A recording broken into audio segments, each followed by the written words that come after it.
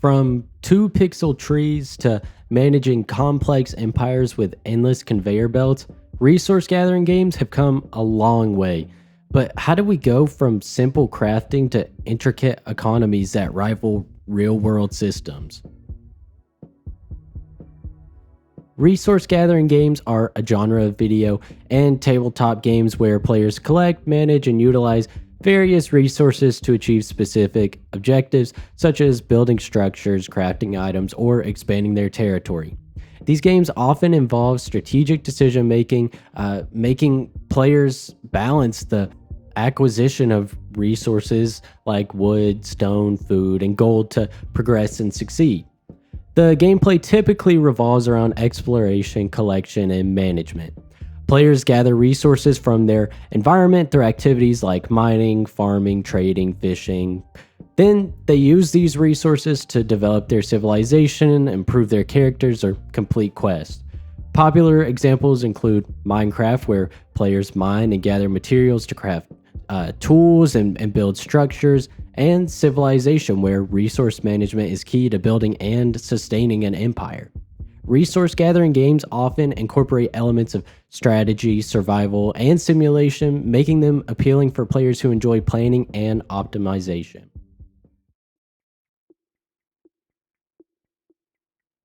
Imagine this. It's 1971. The age to vote is now 18 years old. Richard Nixon is the President of the United States. Interesting things are taking place all throughout the world. Devastating earthquakes rattled through Los Angeles. 2 total lunar eclipses occurring this year. Bangladesh even won its independence. You know what else happened this year? Oregon Trail. Well, Oregon Trail, the game. The 1971 Oregon Trail game, originally created by Don, I'm not even going to try to pronounce that, Bill Heineman, and Paul Dillenberger, was an educational computer game designed to teach students about the realities of 19th century pioneer life on the Oregon Trail. The game was developed for the HP 2100 mini computer and first used in a classroom setting in Minnesota. Players take on the role of a wagon leader guiding a group of settlers from Independence, Missouri to Oregon's Willamette Valley, making decisions on food, hunting, and navigating various challenges such as river crossings, illness, and supplies. The game's goal was to successfully complete the 2,000-mile journey while managing resources and overcoming obstacles. It gained popularity for its educational value and engaging gameplay, eventually becoming a staple in American schools when it was later adapted for the Apple computer in 1985. The 1971 version, though, laid the foundation for what would essentially become one of the most iconic educational games in history, and to my knowledge, the first resource gathering game. Over the next 20 years, the world evolved. Richard Nixon became the first U.S. president to visit the People's Republic of China when he traveled there for 1 week in 1972. Watergate also happened that year, which led to Nixon's resignation a couple years later. In 1973, Roe versus Wade, the Supreme Court ruled that abortion fell under the constitutional right to privacy. Mount St. Helens in the Cascade Mountains of Washington state erupted for the first time in 123 years. This eruption devastated the nearby landscape and killed 57 people. IBM released the first personal computer. This computer retailed at an astounding $1,565, and IBM received more than 240,000 orders within a month. NASA's space shuttle Challenger exploded just after liftoff. The Berlin Wall was torn down to widespread celebrations in 1989, and the destruction of the wall signified the fall of the Iron Curtain, signified the end of the Cold War, and a couple years later, 1991, the Soviet Union fell. As you can tell, a lot can happen in 20 years, and this applies to video games as well. The 1992 video game Dune, developed by Cryo Interactive, is a hybrid of strategy and adventure genres based on Frank Herbert's Dune universe, which had a plethora of books and even a movie by this point. In this game, players control Paul Atreides as he attempts to gain control of the desert, Arrakis, by mining the valuable resource spice and uniting the native Fremen tribes. The game combined exploration, resource management, and strategic military elements, allowing players to mine spice, manage territories, and engage in combat against a rival Harkonnen faction. In this game, players again must mine spice, the most valuable resource on Arrakis, using harvester units. Spice is the primary currency for the game, used to recruit troops, buy equipment, and gain the favor of the Emperor. The map of Arrakis is divided into different regions, each controlled by various Fremen sieges or villages. Players must explore, gain control over these territories, and use them to mine spice and build up their military forces. Players can recruit and manage Fremen troops, assigning them different tasks such as spice mining, military training, or defending their territories. Each unit has different strengths and specializations. Forming alliances with Fremen leaders is crucial for gaining support and controlling more of these territories. Players interact with these leaders through dialogue, making decisions that can influence the entire course of the game. Now, players must explore the map to find more spice fields, sieges, and enemy bases. Movement across the desert is carried out using ornithopters, which can scout and transport units quickly across this harsh desert landscape. Another significant aspect of this game is the combat, which involves tactical placement and use of units, and the game really follows a linear narrative based on the Dune novel, with players advancing the story by completing specific objectives such as building up a sufficient force, taking over key territories, and progressing Paul Atreides' transformation into the prophesied leader. Now, this game revolutionized resource gathering mechanics by seamlessly integrating them into a narrative-driven strategy game. It introduced a more dynamic approach to resource management, where gathering spice was not just a means to an end, but a central part of the gameplay and the story. This blend of resource management with a compelling narrative laid the groundwork for future real-time strategy, or RTS games, particularly influencing the sequel to this game, Dune 2, which would go on to define the RTS genre with its more refined and focused gameplay mechanics. So, when games like this reach a certain abundant level of raw resources to collect and a never-ending amount of items to craft, you have to start to wonder, can this be automated? Automation enhances gameplay by reducing these repetitive tasks, allowing players to focus on higher-level strategy planning and exploration. It's a key feature in many modern resource gathering and management games, contributing to a more streamlined and engaging experience. An early example of this is StarCraft. Released in 1998 by Blizzard Entertainment, it's a RTS game set in futuristic science fiction universe. It features 3 distinct factions, each with unique units, buildings, and playstyles. The main goal for players is to collect resources like minerals and gas to build bases, train armies, and engage in battles against opponents. StarCraft did not feature traditional automation mechanics as seen in modern games. However, it did incorporate some elements that made managing resources and unit production more streamlined compared to earlier games. And these include the ability for players to assign worker units to mine minerals and collect gas. Once assigned, these workers would continue gathering these resources automatically without requiring further input from the player.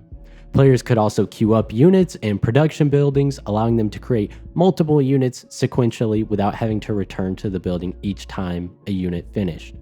You could also set rally points for newly produced units to automatically move to a specific location once created, essentially reducing the need for manual control of each new unit.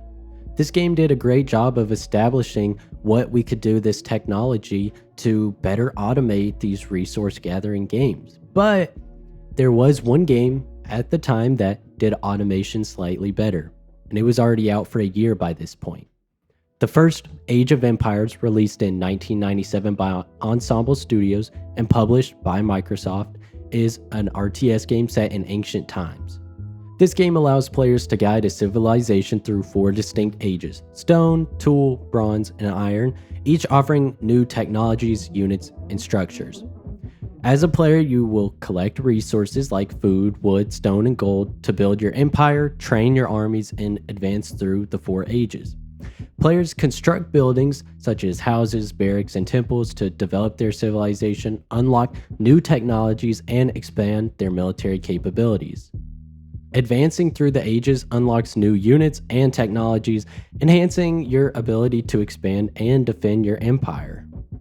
You must balance your resource gathering, base building with military expansion and defense, exploring the map to find resources and enemy bases while managing their economy. Age of Empires was praised for its historical theme, deep strategy, and engaging gameplay, becoming a foundational title in the RTS genre up to this point. Its success led to multiple sequels and expansions, solidifying its legacy as a classic in the world of strategy games. So, now that you know what each game has to offer, why is Age of Empires more and better automated than StarCraft? In Age of Empires, villagers could be assigned to gather resources like food, wood, stone, and gold, and they would continue gathering and depositing these resources automatically without needing to be reassigned. And multiple resource types required more specialized villagers, but their tasks were autonomous once they were assigned. The workers in StarCraft would automatically mine minerals and gather gas once assigned, similar to Age of Empires. However, StarCraft had only 2 main resources, which made making resource management somewhat simpler. In StarCraft, it allowed unit queuing, but had a limited queue size. Players often had to revisit production structures to keep up with unit production, especially in high-paced competitive matches. Whereas in Age of Empires, buildings could queue up multiple units for production, reducing the need to revisit them frequently. However, there were no automated systems for replenishing units or setting production loops. Construction in StarCraft was more manual. Each worker had to be manually assigned to build or repair structures, and only one worker could construct a building at a time, limiting automation in this area, whereas villagers in Age of Empires could be assigned to build and repair structures, and they would continue this task until it was complete, and multiple villagers could be assigned to a single task to speed up construction or repairs. All in all though, Age of Empires provided more extensive automation and resource gathering, allowing players to manage their economy with less frequent input. In contrast, StarCraft required more manual control over unit production, emphasizing fast decision making and multitasking. While both games balanced automation and manual control to fit their gameplay styles, Age of Empires leaned more towards automation and its economic management, making it a little bit easier to manage large-scale economies and resource gathering. So, where do we go from here? There's always room for more automation or maybe actual near infinite resources and lands to explore, but what's the fun in that if you're doing it alone? World of Warcraft, which was released in 2004 by, again, Blizzard Entertainment, is a massive multiplayer online role-playing game, or better known as an MMORPG, set in the fantasy world of Azeroth. It expands the lore and universe established in the earlier Warcraft strategy games, allowing players to explore, quest, and battle in a shared, persistent online world. In this game, you can create your own custom character by choosing from the 2 factions, Alliance and Horde, different several races and unique classes, each with distinct abilities and play styles. This game offers a vast open world filled with quests that guide players through the game's story, lore, and various regions. You gain experience, gold, and items by completing these quests and defeating enemies. Group-based content like dungeons and raids require players to team up to defeat challenging bosses and earn higher quality loot. Raids in particular are large-scale encounters designed for groups of up to 40 players. Now, players could also learn professions such as blacksmithing, alchemy, and tailoring, allowing them to craft items and trade with other players, contributing to this in-game economy.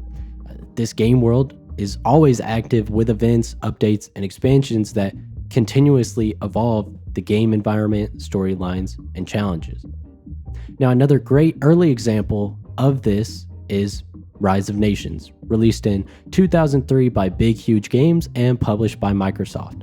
It's a game that combines elements of traditional RTS gameplay with turn-based strategy mechanics. It was designed by Brian Reynolds, known for his work on Civilization and Alpha Centauri. The game spans over 6,000 years of history, from ancient times to the modern era, allowing players to lead one of 18 different civilizations through multiple ages of development.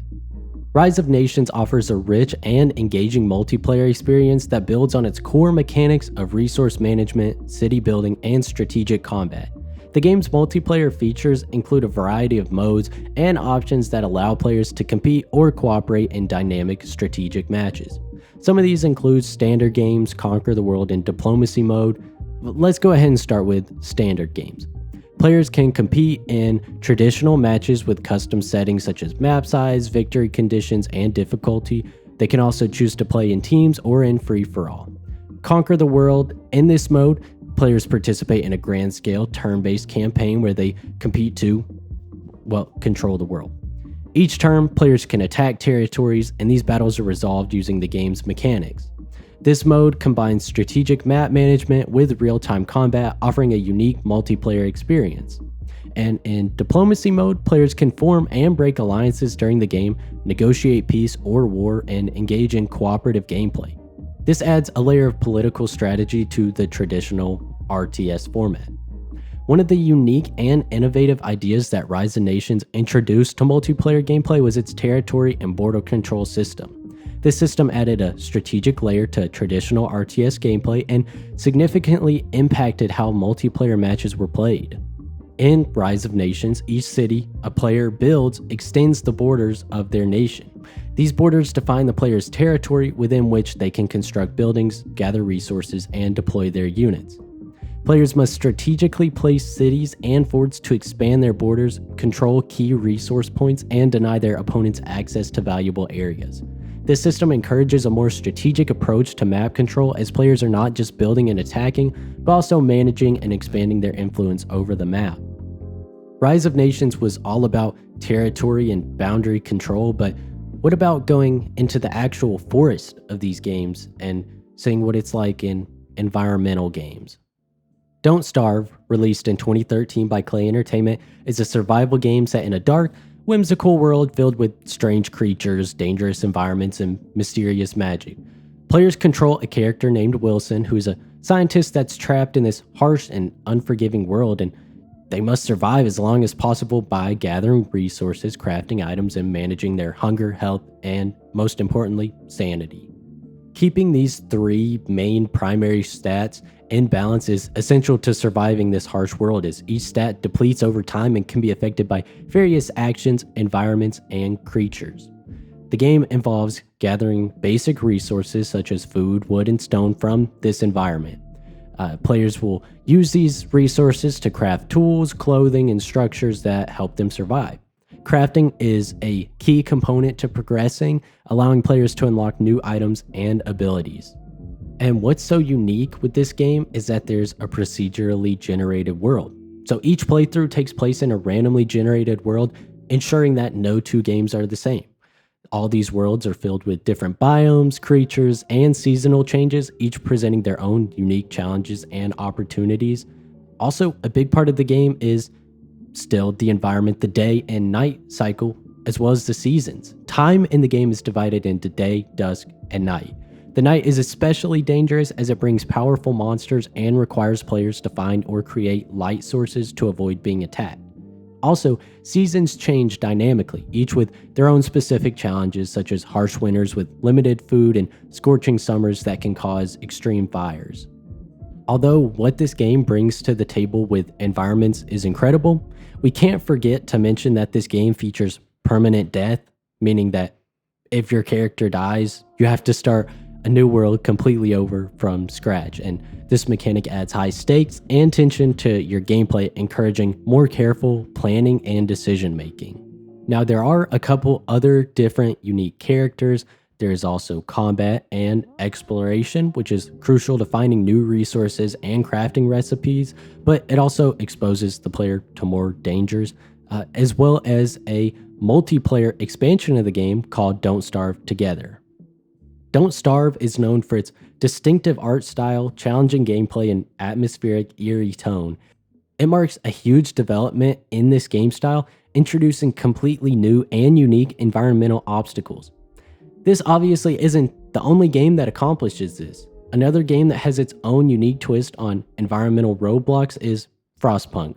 Released in 2018 by 11-Bit Studios, Frostpunk is a city-building survival game set in a post-apocalyptic frozen world where players must manage the last remnants of humanity. The game combines elements of, obviously, resource management, survival, and societal simulation, challenging players to build and maintain a city around a central generator that provides heat in a harsh, frozen wasteland. In this game, you must construct and expand a city around a massive heat-generating core. Managing basic resources such as coal, wood, steel, and food is crucial for keeping the city running and its inhabitants alive. Balancing the needs for the people with the harsh realities of limited resources is a constant challenge. The main adversary in Frostpunk is the extreme cold. Players must ensure that the generator is supplied with enough coal to keep the city warm, especially as temperatures plummet to dangerous levels. Buildings and citizens are affected by temperature, and failing to keep them warm can lead to sickness, discontent, and death. Players can establish their own laws and make moral decisions that impact the city's society. But just remember, every choice has its consequences, affecting the morale, hope, and discontent of the population. The game presents itself with tough moral choices that test your leadership and ethical values, and these decisions, again, can have far-reaching consequences, such as choosing to amputate frostbitten limbs to save lives or deciding to ration food during times of scarcity. Players can send scouting parties into the frozen wasteland to discover resources, survivors, and crucial information, and these expeditions are risky, but they can provide even more valuable supplies and new technologies for the city's survival. Researching new technologies is key to improving the city's infrastructure, efficiency, and odds of survival. Players can unlock upgrades for heating, resource gathering, medical facilities, and more to adapt to the ever-increasing challenges. The well-being of the city's population is measured by hope and discontent levels. Players must maintain hope to prevent despair and possible revolt while managing discontent to keep the city from descending into chaos. This game does feature a ton of different scenarios, each with their own unique challenges and goals. These scenarios provide varied gameplay experiences and test the player's ability to adapt to different crises and societal challenges. Ultimately, Frostpunk is acclaimed for its intense atmosphere, deep gameplay, and the ethical weight of its decision-making. It really brings a much-needed intensity to the resource gathering scene, and that should be even further intensified when the sequel comes out, which should be out already once this video airs. So there's been a lot of different games with resource gathering at its core, but what about the games where it's optional, just a side gameplay mechanic to a main narrative story or game loop? The Witcher 3 Wild Hunt, released in 2015 by CD Projekt Red, is an open-world action role-playing game set in a dark medieval fantasy world based on the book series. Players take on the role of Geralt of Rivia, a skilled monster hunter known as a Witcher, as he navigates a war-torn continent filled with dangerous creatures, complex political intrigue, and morally ambiguous choices. Now, this game features a vast, meticulously crafted open world divided into different regions, each with its own distinct atmosphere, culture, and landscapes. Players can explore bustling cities, war-ravaged villages, dense forests, and treacherous swamps, all filled with dynamic weather and a day-night cycle. The main storyline revolves around Geralt's quest to find Ciri, his adopted daughter, who's being pursued by the spectral Wild Hunt. The narrative is deeply woven with themes of destiny, family, and sacrifice, and is praised for its depth, character development, and engaging plot twists. The game is renowned for its richly developed characters and morally ambiguous choices, and players are often faced with difficult decisions that can have far-reaching consequences, affecting the game world and the fates of various characters and missions. One of the best aspects of this game is the combat, which is a blend of fast-paced melee, magic, and tactical elements. You've got two different types of swords, alchemy, and a set of magical abilities, which are called signs. As a player, you must strategically use these abilities and manage resources such as potions and bombs to defeat various enemies from humans to powerful monsters such as werewolves. And as a Witcher, Geralt takes on contracts to hunt and kill dangerous creatures. Each hunt requires meticulous preparation, such as gathering information on the monsters, crafting specific potions that deal more damage, or setting traps. This aspect of the game adds depth and authenticity to the role of being a monster hunter. In The Witcher, players can craft weapons, armor, and potions using materials found throughout the world. Alchemy is essential for creating potions, bombs, and oils that enhance Geralt's ability and are crucial for surviving tougher battles. And I love when games can have more than just their one gameplay mechanic. This game also includes a spin-off, essentially, which is Gwent, which is a card game that has its own standalone game. Witcher 3 is widely regarded as one of the greatest RPGs of all time, celebrated for its incredible storytelling, open-world design, and depth of content. It ultimately set a new standard for the genre and has had a long-lasting impact on the gaming industry. Although it isn't the first game to include this style of resource gathering, it's still a vital part of the game to progress. A game that's somewhat in a similar vein is Ark: Survival Evolved. Released in 2015 by Studio Wildcard, it's an open-world survival game set on a mysterious island filled with prehistoric creatures and advanced technology. Players must gather resources, craft tools and structures, and survive against environmental hazards, hostile creatures, and other players as well. The game combines survival mechanics with a unique dinosaur taming system, allowing players to build bases, form tribes, and explore this vast, dynamic world. Players must manage a couple main stats, being their health, hunger, thirst, and stamina, while dealing with the challenges of the environment like extreme weather, dangerous creatures, and other threats. Gathering the basic resources such as food, water, and materials is essential for survival. One of the game's standout features is the ability to tame and ride a wide variety of creatures, from dinosaurs like the T-Rex and Triceratops to mythical beings like the Griffin. Tame creatures can be used for transportation, resource gathering, combat, and base defense. Players can construct extensive bases using various different materials, from simple thatch huts to massive stone fortresses. Bases provide your shelter and protection and can be customized with defenses like turrets, gates, and traps. This game also features a detailed crafting system, allowing players to create different weapons, tools, clothing, and advanced technology like firearms, electronics, and vehicles, and players progress through different technological tiers from primitive tools to high-tech equipment. Ark also has a unique tribe system, and as well as multiplayer PvP servers. Ark also features diverse biomes such as jungles, deserts, tundras, and underwater environments, each with their own unique challenges and resources, and exploration is key to finding rare materials, uncovering the game's lore, and discovering hidden locations. Although it is vastly different from The Witcher and its massive array of story beats and dialogue, they do have similar systems set in place for crafting, as in crafting is essential to progressing and just making some things easier. Now, Ark could be considered realistic a couple million years ago, so what could be considered the most grounded, realistic crafting and gathering experience?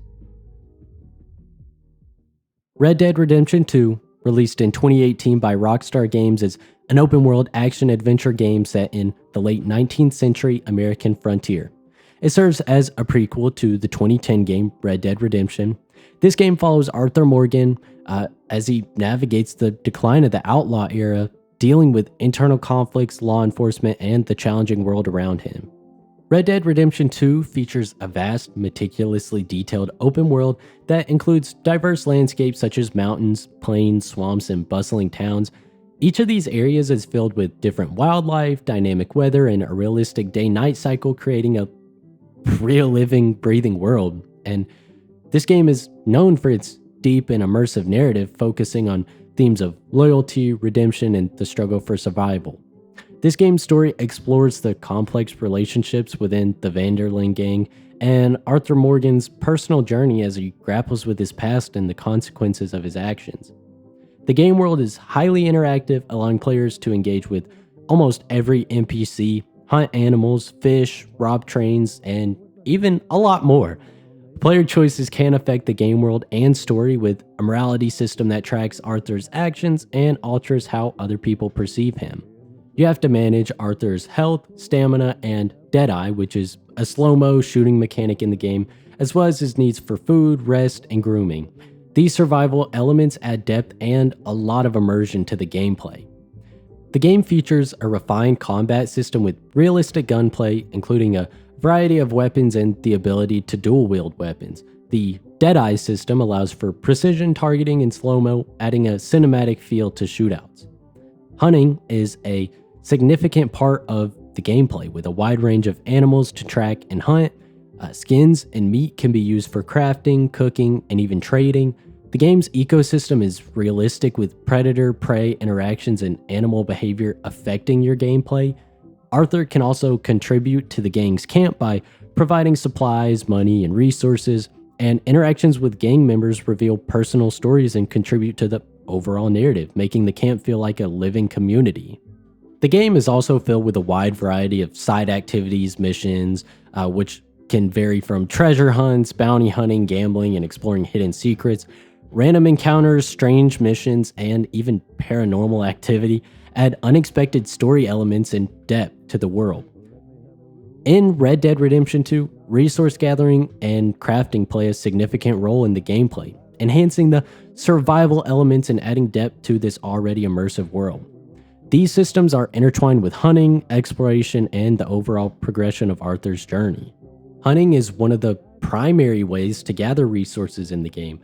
As a player, you hunt a wide variety of animals, ranging from small game like rabbits and squirrels to larger predators like bears and alligators. Each animal provides specific resources such as their meat, pellets, feathers, and animal parts. Another essential part to this gameplay mechanic is the quality of the animal pelt, being poor, good, or perfect. And it really just depends on the type of weapon that you use, the shot placement, and the condition of this animal. Perfect pelts are required for crafting high quality clothing and equipment, and there's even legendary animals. These legendary animals provide unique pelts and materials used to craft their own special gear. You can also gather a variety of plants, herbs, and mushrooms scattered throughout the world. These can be used for crafting tonics, cooking recipes, and other useful items. Each plant has its distinct property, such as medicinal benefits or poison resistance. There's also looting and scavenging, where you find crafting materials and consumables by looting enemy bodies, abandoned camps, and homesteads. You can get items like gun oil, ammo, and crafting ingredients can be gathered in this way. You can also fish, so just go up to any body of water and gather fish, which can be cooked or sold. Different types of bait and fishing techniques yield various fish species, some of which are required for crafting specific recipes. Now, you need all these different resources to either upgrade your camp, craft tools at the campfire to cook food and craft basic items. It's also essential for maintaining Arthur's stats for stamina boosts, tonics, Deadeye restoratives. But you also need these resources at the camp, not only to upgrade the camp, but also certain characters such as Pearson can craft upgrades for Arthur using perfect pelts and specific animal parts. These crafted items improve inventory space and enhance Arthur's carrying capacity for these different types of resources. You can also craft with a trapper, which gives you special outfits, clothing, and gear. They, like Pearson, can use legendary pelts and these other rare materials to create unique items with their own specific bonuses like increased protection or reduced noise while moving. You'll need resources to craft special ammo types such as explosive rounds, poison arrows, and incendiary shells, and these can be crafted at campfires or using certain materials gathered from the environment. You can also craft and buy different saddles and saddlebags and stirrups for your horse. Now, Arthur needs all these specialized different clothing types for the different climates that you'll face in the game, such as warm clothes for cold environments or lightweight gear for the hot weather. These outfits are crucial for maintaining your health and stamina in these extreme conditions. The crafting and resource gathering systems contribute to the game's deep immersion, encouraging players to explore the world, hunt wildlife, and engage with the environment in meaningful ways. So, overall, the resource gathering and crafting systems in Red Dead Redemption 2 are thoughtfully integrated into the game's narrative and world, enhancing the realism and depth of the survival experience. They provide a tangible connection between exploration, character progression, and the rich, detailed environment of the game. It brought upon a realistic system for gathering that's really immersive and unmatched by any other game. This style grasps for a scavenger type experience, and nobody does scavenging quite like Naughty Dog. The Last of Us Part 2, released in 2020 by Naughty Dog, is an action-adventure game set in a post-apocalyptic world ravaged by a fungal infection that turns humans into aggressive, zombie-like creatures. This game is a direct sequel to the 2013 Last of Us and follows the intertwined stories of Ellie and a new character, Abby, as they navigate themes of revenge, loss, and the moral complexities of survival in a brutal, unforgiving world. By the way, RIP my boy Joel. The Last of Us Part 2 is known for its intense character-driven narrative that explores the consequences of violence and the cyclical nature of revenge. It shifts perspectives between Ellie and Abby, providing a multifaceted view of the story and challenging players' perceptions of morality and empathy. The game delves deeply into the personal journeys of its protagonists, Ellie and Abby, as well as their relationships with other characters. It portrays their emotional struggles, motivations, and the impact of their choices on those around them, adding depth and complexity to this narrative. It's set in a beautifully rendered but desolate version of the United States, including different locations like Jackson, Wyoming, and a heavily overgrown Seattle. The game features detailed environments filled with abandoned buildings, nature reclaiming the urban landscape, and hidden narrative elements that enrich the world building. The gameplay combines a stealth and action element, allowing players to approach encounters with infected and human enemies in different various ways. Players can choose to engage directly with a variety of weapons, or they can use stealth tactics to evade and silently eliminate enemies. The AI is sophisticated as far as that goes, with enemies coordinating and reacting dynamically to the player's actions. Now, players must scavenge for supplies like ammo, health kits, and crafting materials scattered throughout the environment. And crafting allows players to create items such as Molotov cocktails, smoke bombs, and improvised melee weapons, which adds strategic depth to combat and survival. In The Last of Us Part 2, resource management and crafting are integral components of the gameplay, enhancing the survival experience and adding depth to how players approach combat and exploration. So here's a more detailed look at these mechanics. Resources such as ammo, health kits, crafting materials, and weapons are scarce and must be carefully managed. You need to scavenge thoroughly in each area, searching for items in abandoned buildings, vehicles, and containers, and the scarcity of resources encourages players to plan their actions more thoughtfully, choosing when to engage enemies directly and when to use stealth and when to conserve supplies altogether. The game features a limited inventory capacity, forcing you to make decisions about which items to carry and use. For example, you can only carry a limited amount of ammo for each individual weapon, and they must decide which crafting items to prioritize, as crafting materials are shared across different recipes. Some of the different resource types in the game are alcohol, rags, explosives, blades, and binding. They're used to craft a variety of tools and consumables. There's also bullets, arrows, and weapon parts that are scarce, requiring you to make each shot count and utilize different weapons such as melee weapons and stealth kills. Now, there are also supplements found throughout the world, which are used to upgrade Ellie's abilities, such as increasing health, crafting speed, or stealth capabilities. So you can craft items directly from your inventory menu, even in the middle of combat, but this takes time and also leaves you vulnerable, so this adds a layer of tension and strategy almost, as you have to find safe moments to craft crucial items such as health kits or Molotov cocktails. Even both characters have unique character-specific crafting, so Ellie can craft items like Molotov cocktails and explosive arrows, emphasizing a more direct combat and stealth approach, whereas Abby has unique items like pipe bombs and incendiary shotgun shells, reflecting her more combat-focused role. The limited availability of resources and crafting materials heightens the tension, forcing players to carefully consider their actions. Every encounter can have a significant impact on your supplies, making stealth and exploration crucial for survival. The game rewards thorough exploration with different hidden caches of resources, supplements, and weapon parts. This encourages you to explore all those small little nook and crannies of the environment. So overall, the resource management and crafting systems in The Last of Us Part 2 are designed to enhance the survival aspects of the game, adding layers of strategy and immersion. Players must constantly be balancing the need to engage in combat with the need to preserve resources for future encounters, creating a compelling, intense gameplay experience. So, there really are no better examples of gathering and crafting and narrative experiences than those two games. Red Dead Redemption 2 and The Last of Us are arguably the most critically acclaimed and influential games of all time, but what happens when you take the actual most influential game of all time and expand it to near infinity? Minecraft, my comfort place.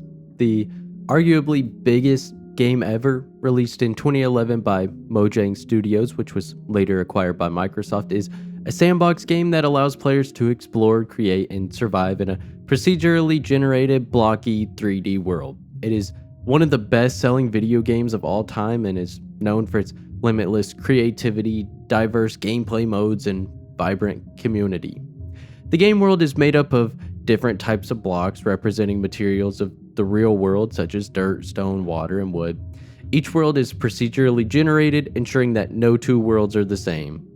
The environment includes diverse biomes like forests, deserts, mountains, and oceans, as well as various different structures such as villages, temples, and caves. You can gather all these different resources like wood, stone, ores, all that from the environment by breaking blocks. These resources can be combined to craft tools, weapons, armors, and other items essential for survival and exploration. And different crafting recipes can be discovered through experimentation by using the in-game crafting recipe book, or by now, I feel like most people can remember them. One of the game's most defining features is the ability to build almost anything. The real only thing that limits you is your imagination. The world of Minecraft is vast with multiple different dimensions to explore, the nether, the end, and you can find different caves, dungeons, mine shafts, all filled with different resources and loot. But why is this simple sandbox game so important? Why is its near infinite generation so influential? Minecraft's near infinite world generation has been highly influential in the gaming industry for several different reasons, fundamentally changing how open world games are designed and experienced. Here's why it had such a significant impact. There's endless exploration. The game's procedurally generated world allows for seemingly infinite exploration, providing players with unique experiences every time they start a new game. This endless variety encourages exploring, discovery, and a sense of adventure. You can build and create without spatial constraints, really, because the vast open world just lets you build. There's nothing stopping you, and you can transform the world and the landscape in ways that would be impossible in a finite game world. The procedural generation ensures that no two worlds are exactly alike unless you use the same exact seed, and this randomness keeps the game fresh and engaging, even after multiple different playthroughs and many years, because you can just find interesting structures and biomes that you've never seen before. Minecraft popularized the use of procedural generation in open world games, inspiring other developers to incorporate similar techniques in their designs. Games like Terraria and Don't Starve have used procedural generation to create expansive and dynamic worlds that offer a high degree of exploration and variation. It's demonstrated that games don't need to rely solely on handcrafted environments to create engaging experiences, opening the door for new genres and gameplay styles. The near infinite world generation allows players of all levels to find their own unique way to engage with the game, whether it's just casually exploring or epic large-scale construction projects. This accessibility has broadened the appeal of Minecraft to a wide audience from children to adults. Minecraft's world generation technology pushed the boundaries of what was possible in game development, particularly with regard to performance optimization and data management. Its success demonstrated that games with vast, procedurally generated environments could be feasible and enjoyable. So, beyond this world generation, Minecraft's use of procedural content has influenced how developers think about generating quest, NPC behavior, and other game elements dynamically. This concept has been applied in roguelike games, procedural narrative generation, and dynamic quest systems. Overall, Minecraft's near infinite world generation has not only provided players with a unique and enduring gameplay experience, but also set a new standard for open world game design. Its impact on the gaming industry and its influence on subsequent game development cannot be overstated, making it a landmark achievement in interactive entertainment. But I would say that there's only one other game out there that has a bigger world than that of Minecraft's. In fact, I'd say it has the biggest world in the world. No Man's Sky, developed by Hello Games and released in 2016 with ongoing updates even up to now, is a sci-fi exploration and survival game set in a procedurally generated universe. The game offers an expansive open world experience where players can explore billions of planets, each with their own unique ecosystems, landscapes, and life forms. The game focuses on this exploration, crafting, survival, and discovery as players journey through space and uncover the mysteries of this universe. No Man's Sky features an almost infinite universe with over 18 quintillion unique planets to discover. Each planet has its own unique flora, fauna, climate, and geography, ensuring that every discovery is a new experience. Although they do reuse some of the same stuff, it's still very impressive, especially when you put into consideration that you can seamlessly travel between planets and star systems in your spacecraft, whatever you would like to call it, exploring a diverse range of environments from lush green planets to barren, toxic wastelands. This game encourages you to discover and catalog new species of plants and animals, as well as uncover alien structures and ancient artifacts. Survival is a key aspect of the game. You have to manage your life support, hazardous environment protection, and spacecraft systems, all of which require resources that can be gathered from these unique planets. Collecting and refining resources is essential for crafting equipment, upgrading technology, and fueling the journey through space. This game includes a robust crafting system where players can create tools, technology upgrades, and equipment from these gathered resources. You can also build and customize bases on planets, establishing outposts that serve as homes, research stations, or trading hubs. Beyond planetary exploration, you can navigate space, engage in dogfights with hostile ships, and trade with various alien species at space stations. Space exploration is seamless, allowing you to just fly from a planet's surface to the depths of space with absolutely no loading screens. This game does have multiplayer support, allowing you and a friend to go and explore the universe together. It also has a unique trading and economy system where it's dynamic, where the availability and price of goods vary between star systems, influenced by supply and demand. It also does include various quests and missions, from simple fetch quests to more complex storylines involving alien factions, mysterious artifacts, and the central narrative of finding the true nature of the universe and reaching the center of the galaxy. Since its release in 2016, No Man's Sky has received numerous major updates, adding features such as expanded base building, multiplayer modes, exploring underwater, VR support, and a lot more. These updates have significantly expanded the game's content and improved its reputation.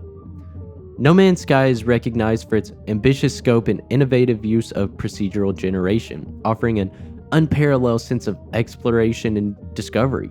Despite a controversial launch, it has evolved significantly throughout consistent updates, becoming a beloved title in the exploration and survival genre, celebrated for its immersive universe and endless possibilities.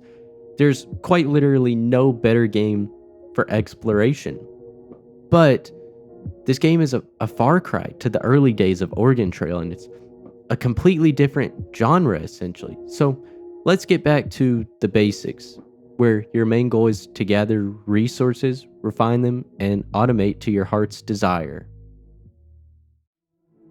Factorio, released in 2020 by Whoop Software after several years in early access, is a game focused on resource management, automation, and factory building. You take on the role of an engineer stranded on an alien planet, and you have to construct complex automated systems to harvest resources, craft items, and build a massive factory to eventually launch a rocket and escape the planet. You start off by manually mining basic resources such as iron, copper, coal, and stone, but as the game progresses, you can build automated mining drills, conveyor belts, and robotic arms to gather and transport these resources automatically. The core gameplay revolves around designing and building a sprawling factory system. You have to construct machines and assembly lines to process raw materials into more complex products. Optimizing the layout and efficiency of these systems is a major challenge as the factory grows and production chains become more intricate.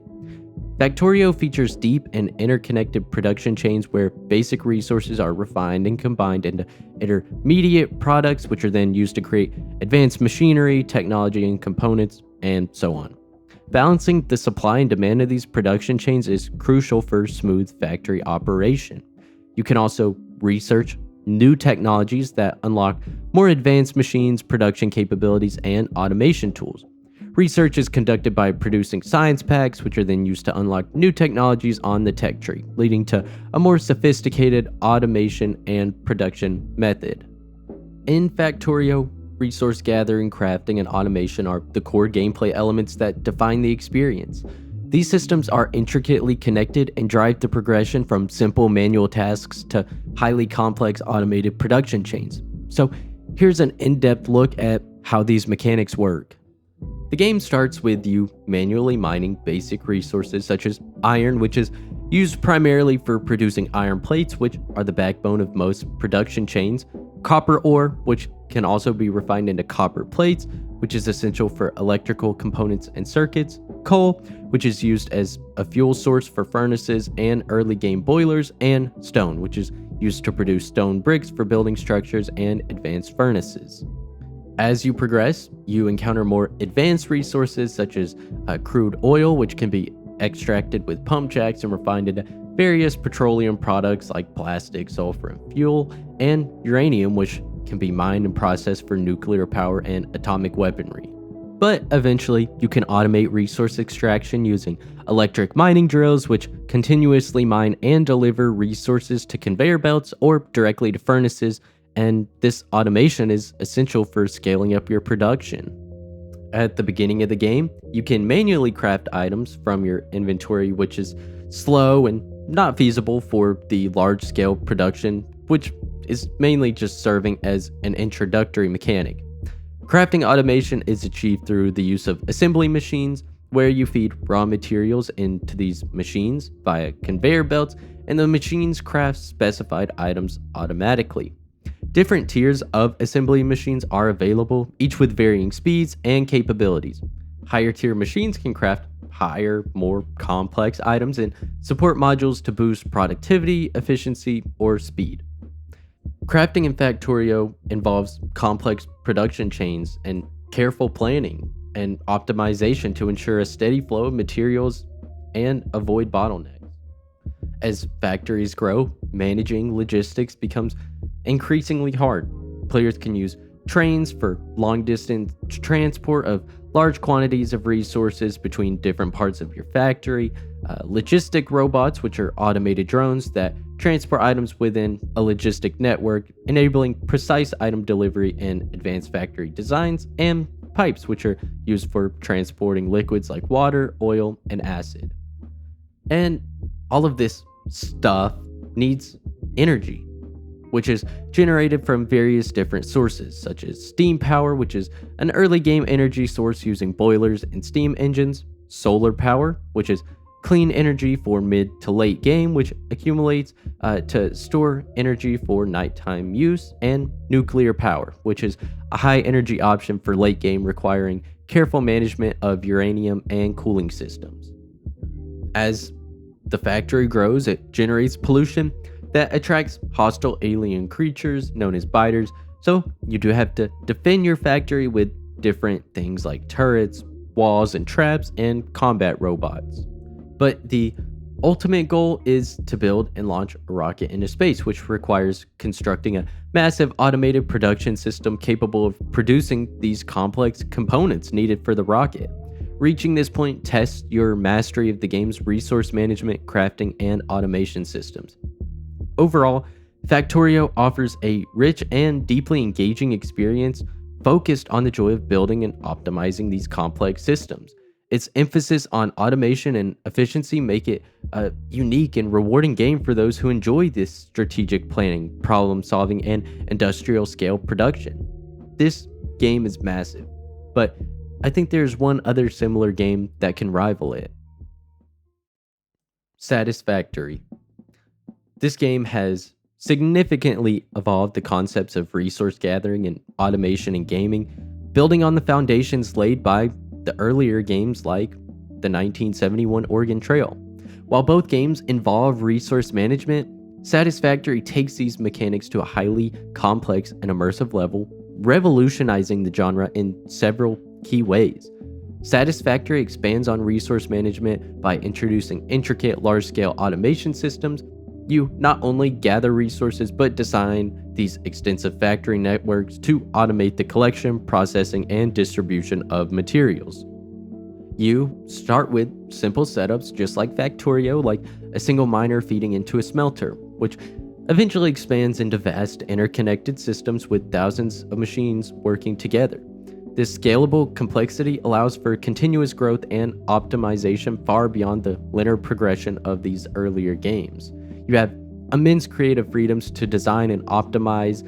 You can experiment with different layouts, systems, and production methods. The game encourages creativity and problem solving in a way that these early resource management games just couldn't, due to their limitations in scope and technology. The game features multi-step production chains where basic resources are refined into intermediate products and then combined into advanced items, same as Factorio. Managing these chains involves balancing inputs and outputs, dealing with bottlenecks, and optimizing the flow of materials, concepts that were just not present in early resource management games. I won't keep sounding like a broken record, going over what I already covered in Factorio. So I'll start with this. Satisfactory builds upon the foundational concepts of earlier games like Oregon Trail, but takes them to a completely new level, utilizing modern technology to create a rich, detailed, and infinitely scalable experience that challenges players to master both strategy and creativity in building and managing complex automated systems.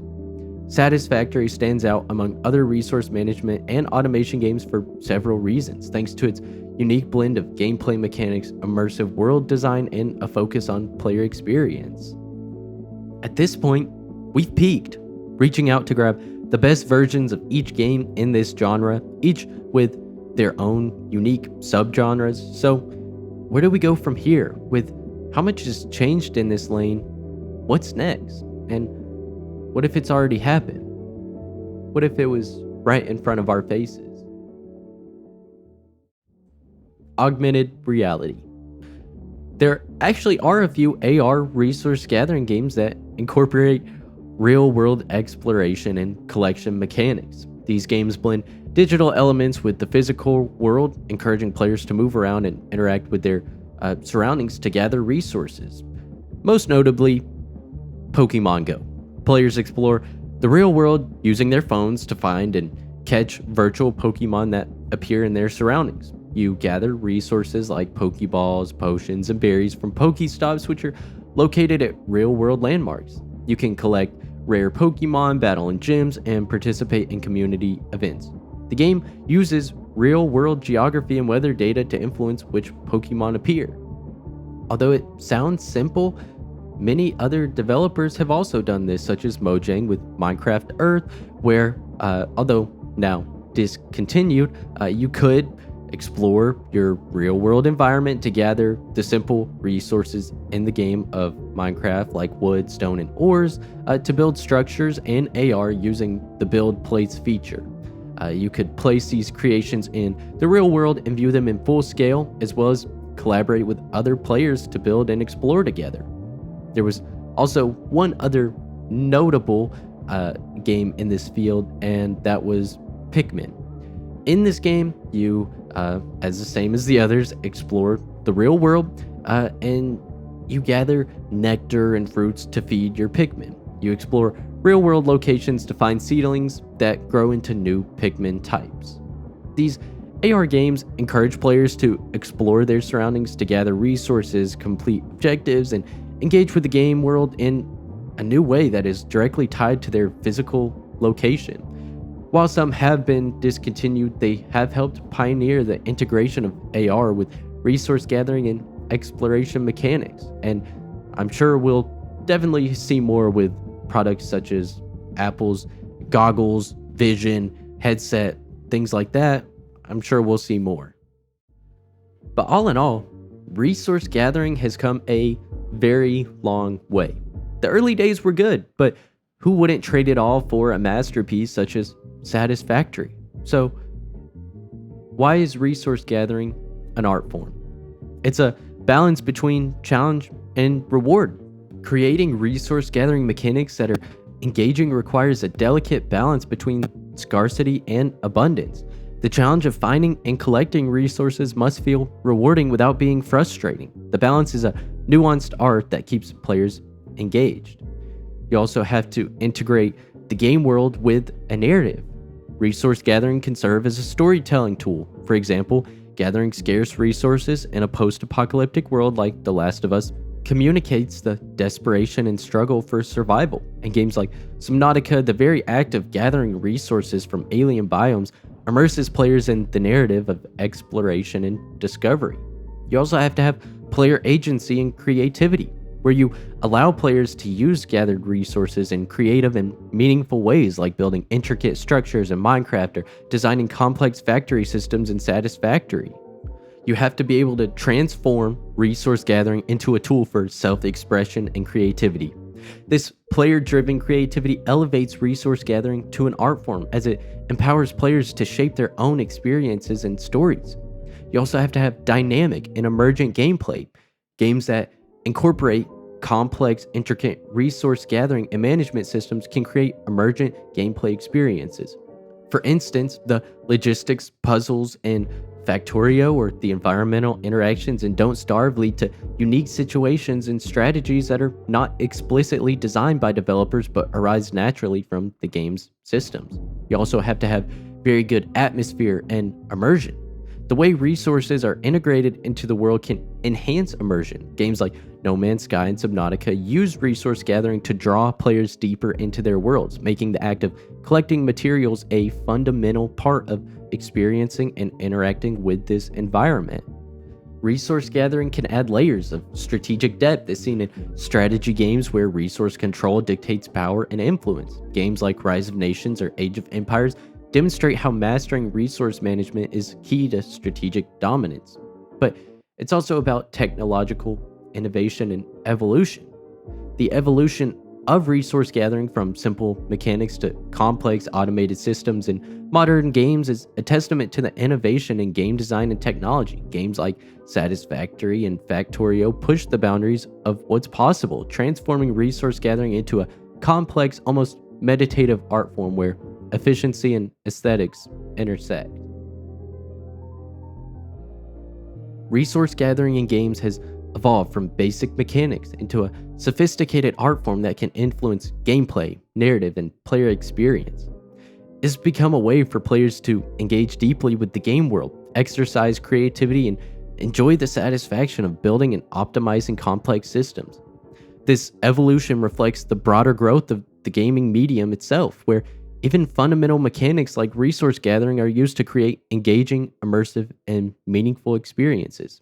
From the StarCrafts to the Frostpunks to the Red Dead Redemptions and the Factorios of the world, they all have a special spot in this place. Thank you for watching. And if you enjoyed this video, it would be greatly appreciated if you would just like this video or leave a comment about your favorite resource gathering game or subscribe to the channel. All right, that's all. Thank you.